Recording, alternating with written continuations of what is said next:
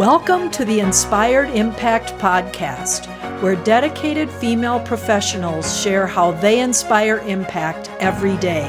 Authentic stories, passionate commitment, lives transformed. I'm your host, Judy Carlson. Welcome to today's episode of the Inspired Impact Podcast.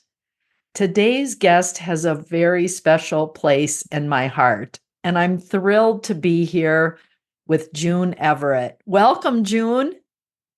Good morning. Thank you so much. Yeah, so glad that you could join us today. We're just going to start by having you tell us a little bit about your journey, where you started, what inspired you to pursue the path you're on, which is a very heartwarming story that I get tearful of sometimes when you share it, and how it's brought you to where you are today. Yeah, absolutely. It started, I grew up in a low-income community in southeastern Colorado. And growing up, I knew we didn't have much, but we never went without. And, you hear sometimes of parents or grandparents who had rough times growing up. They don't really share their stories because it was just too painful. They just want to look forward. But my parents weren't that way. They definitely shared their struggles. And I think they really wanted to instill in my sisters and I that we should be thankful for what we have. And even though we didn't have much, we were, we had a good life. We always had a roof over our head, always had food on the table. But my dad specifically shared lots of stories of his growing up and how he struggled with food insecurity. And it was through those stories that really shaped, I think, the person that I am today. Growing up, he was very poor. He had a single mother, and he recalled one story in particular was him coming home from school when he was about 5 and never seeing his mom cry before, other than when a family member had passed away. She was a very strong, independent woman, and he did not know what to do when he saw her crying, and she told him that they didn't have any food. And so him sharing those stories with me really, really stuck with me. My dad was also a big, strong, macho guy. And when he shared those stories, he would tear up. So I knew that it was much harder than he was explaining to me what they went through. And so those stories really stuck with me. But what stuck with me even more was his perseverance, I guess, through it all. He learned at an early age how to garden from a neighbor. And he learned how to barter. If you give me the seeds for this garden, I'll grow it and I'll share some of my crops with you. Or he learned how to fish and hunt and be self-sufficient. And just hearing those kind of happy endings to the struggles that he had really helped grow and shape who I became, and always wanting to give back in some way, whether it was a smile to somebody having a bad day or, a $5 bill to somebody who needed it. That kind of shaped who I became. And I went on, to grow up and had a career in HR of all things because I, again, wanted to help people.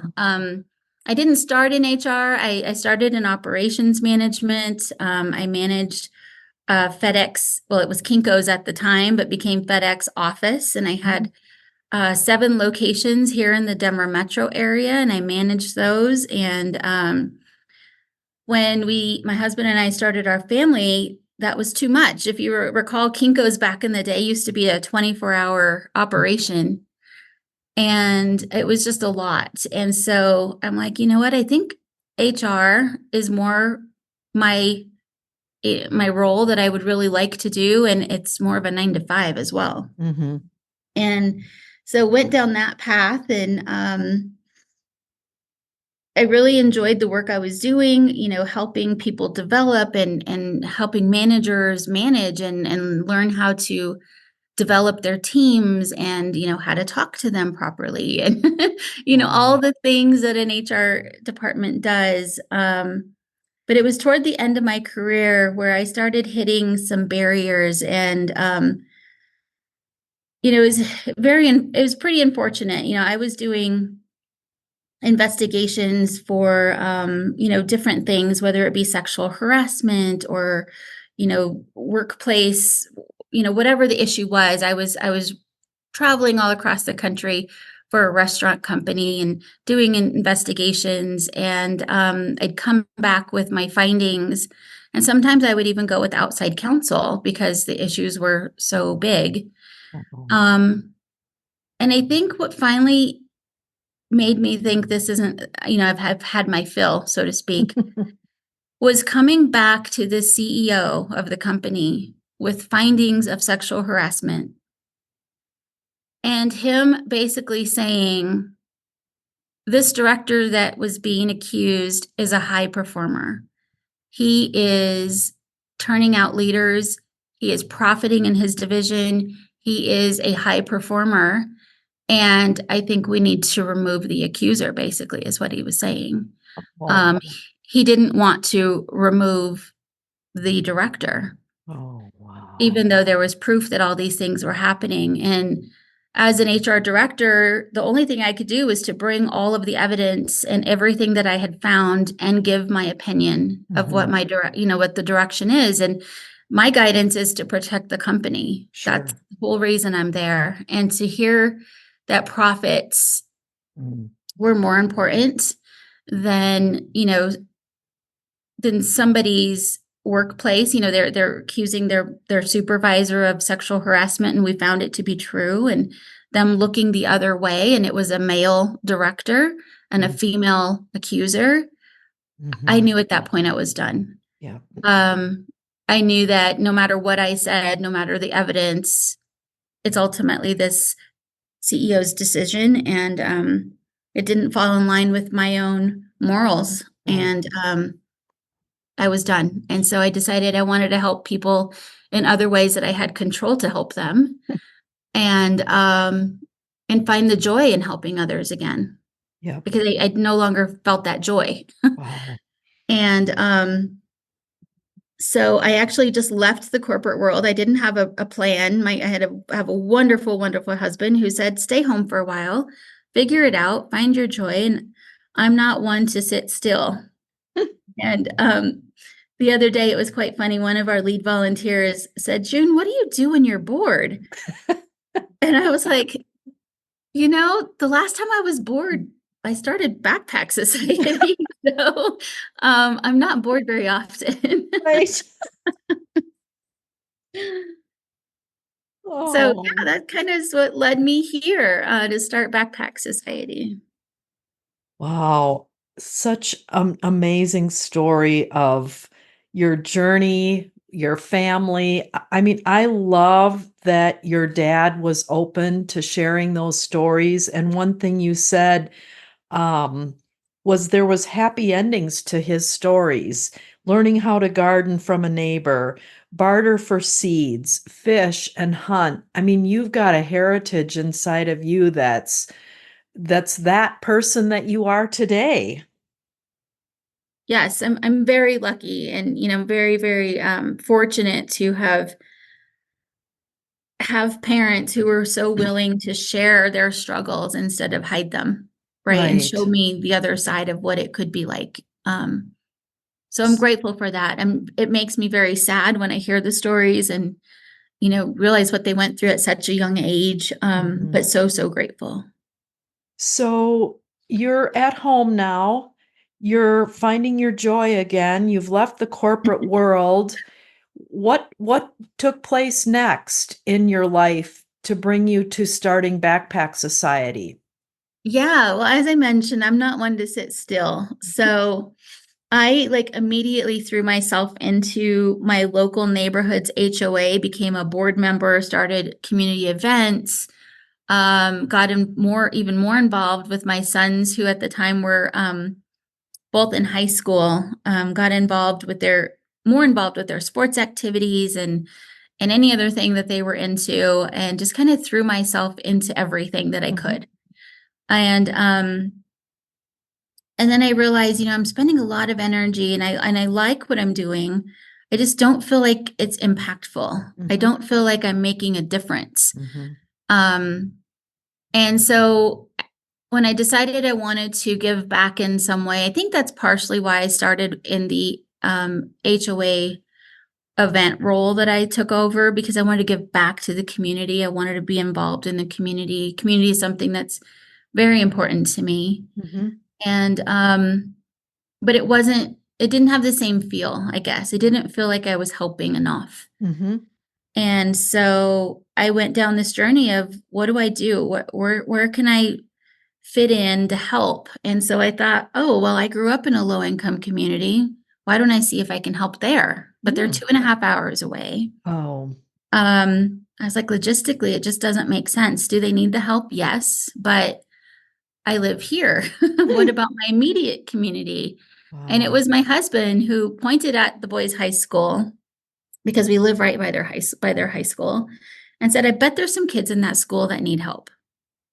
And me, like many other residents of Douglas County, said, really? You think that people need help here? Like, we're one of the top wealthiest counties in the whole country.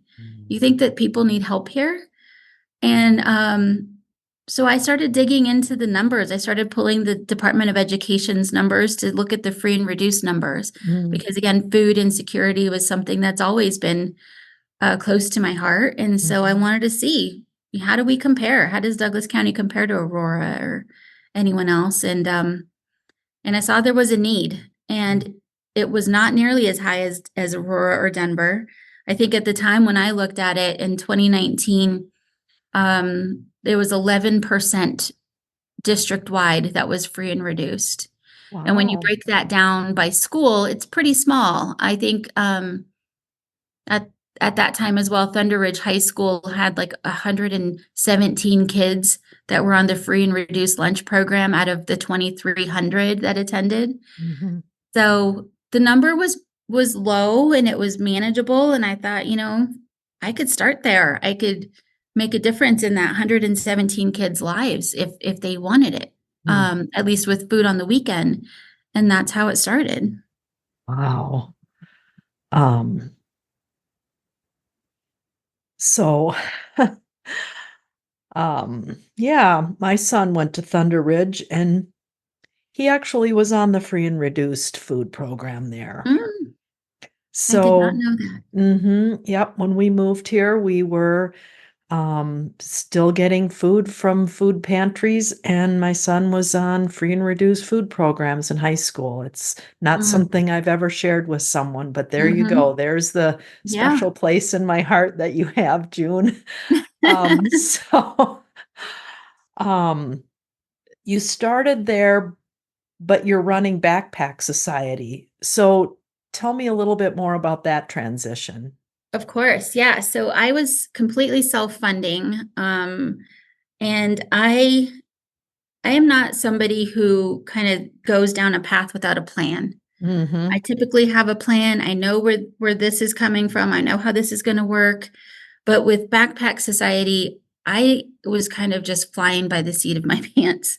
I just knew that I wanted to help kids on the weekend. I approached the school, and I'm also not a patient person. Mhm. I approached the school and it took forever for them to get back to me. And in that meantime, I was applying for our 501(c)(3. I was filling out all the paperwork, doing that all myself. Mhm. Um, and things just started falling into place without a plan.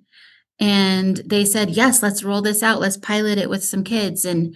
Um, and to do that, we're going to do a food drive for you to kick it off. Wow.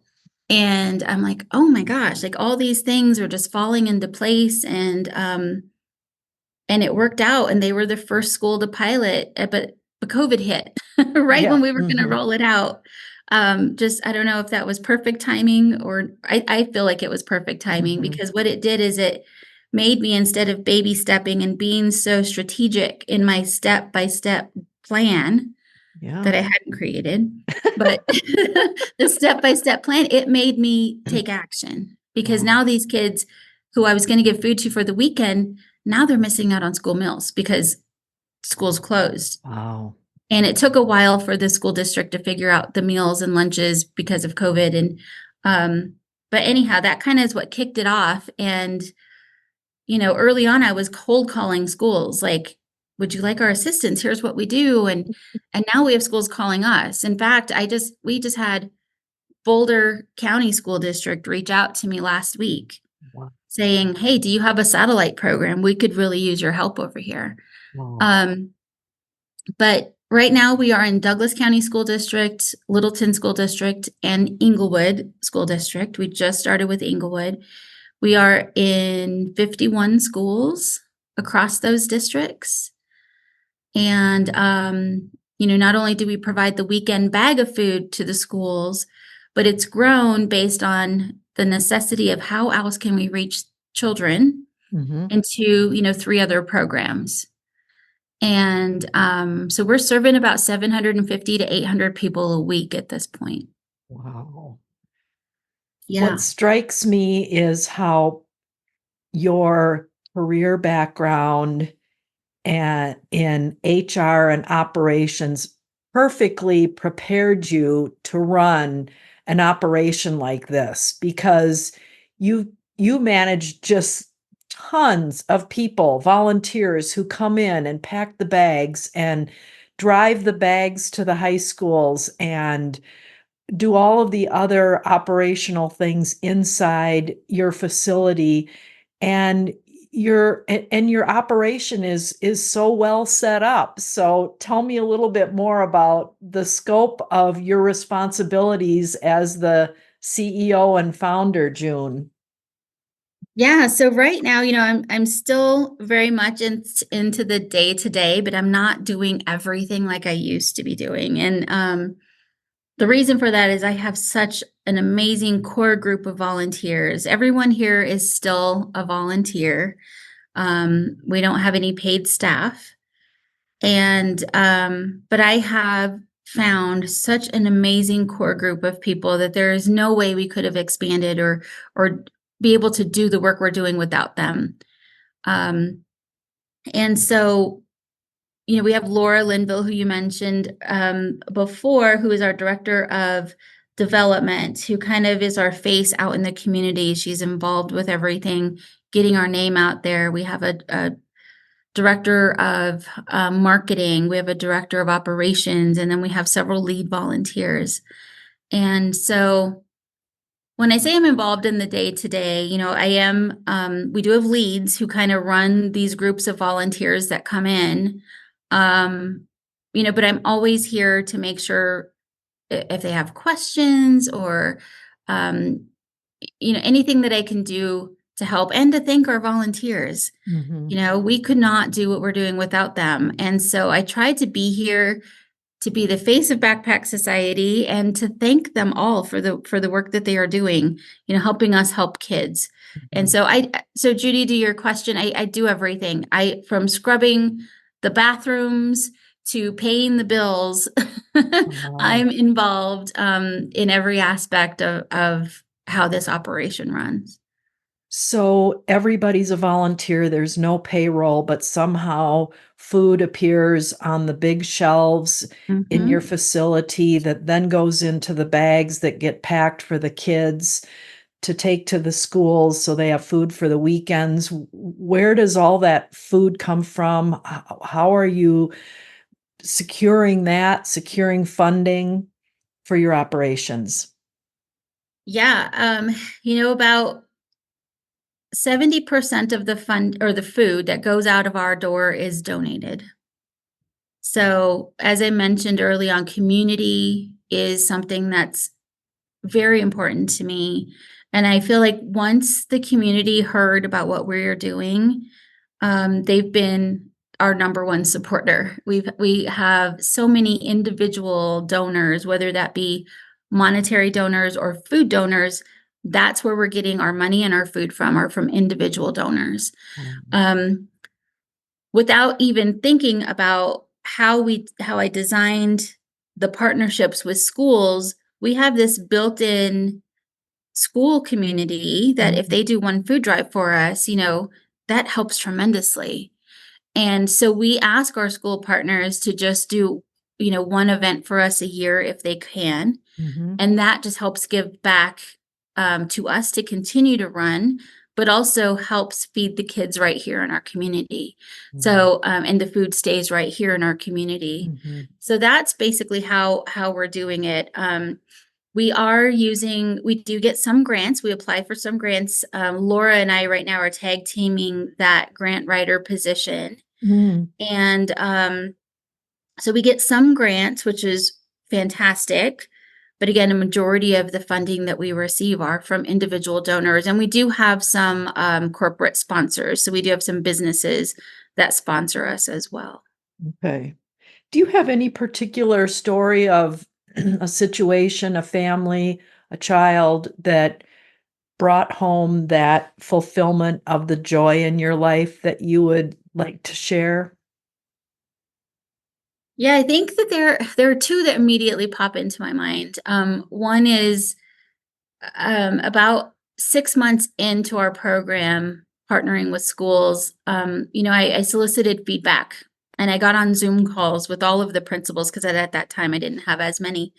I got on Zoom calls and I just asked for their feedback, what their thoughts were, how it was going, and one principal in particular, started to tear up a little bit, and he said, I love knowing that I have you guys in my back pocket. If there's ever a family in need, I can call you guys.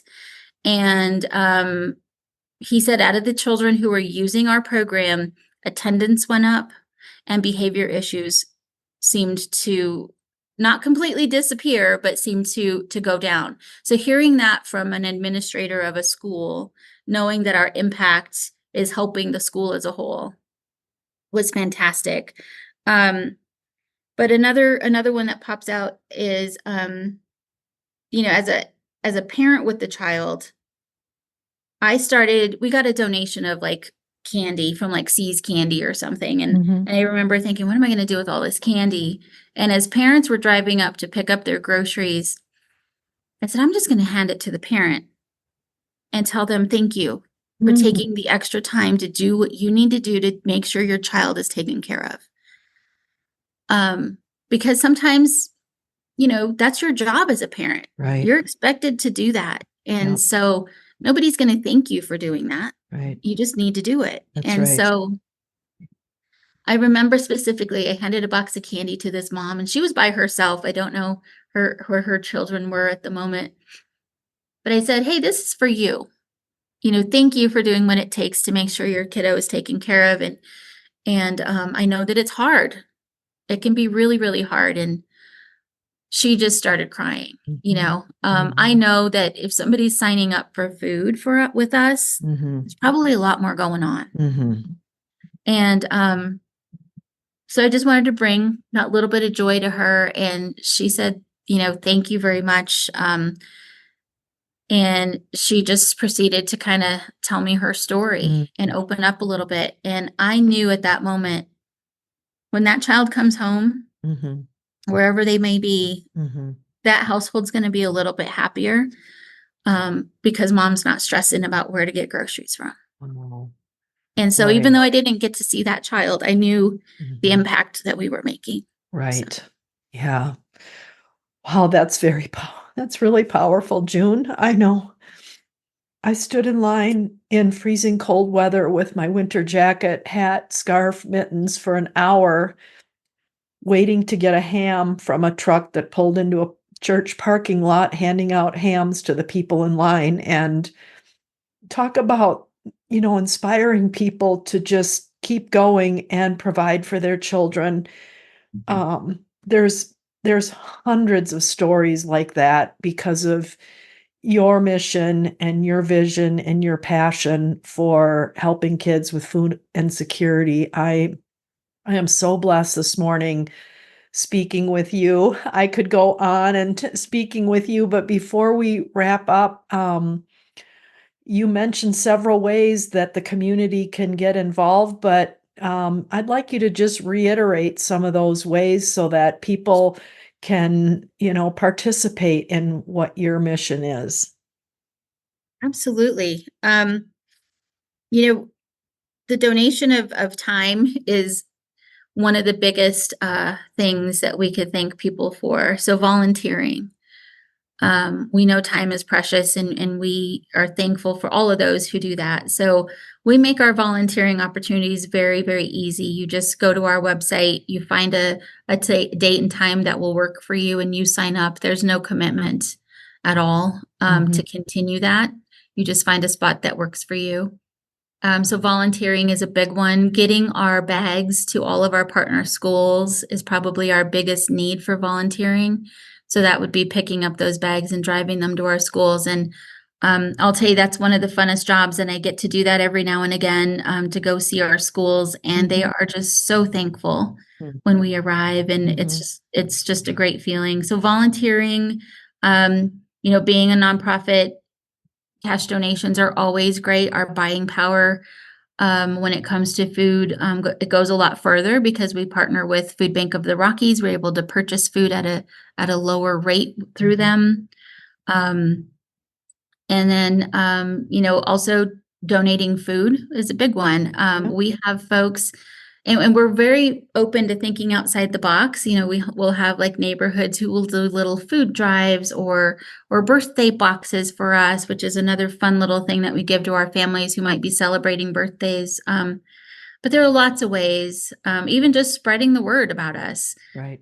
Letting people know that we're here and that we're here to help. And but yeah, we love to see people come through our doors in the pantry and volunteer. So.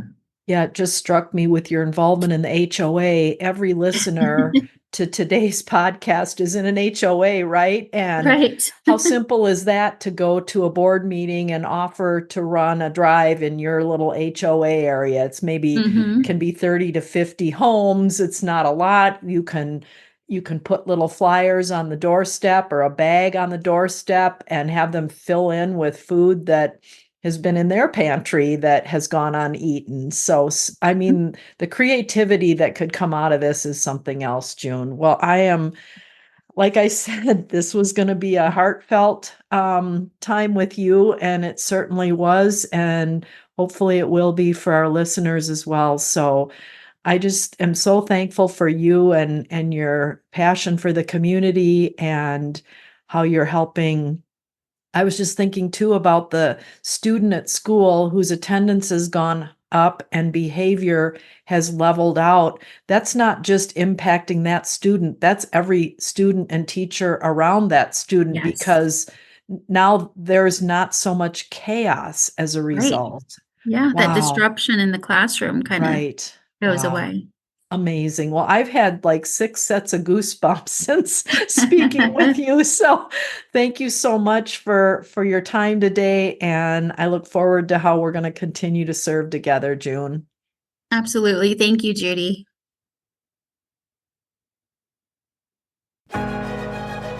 Thanks so much for joining us for the Inspired Impact podcast. To listen to past episodes, please visit theinspiredimpactpodcast.com.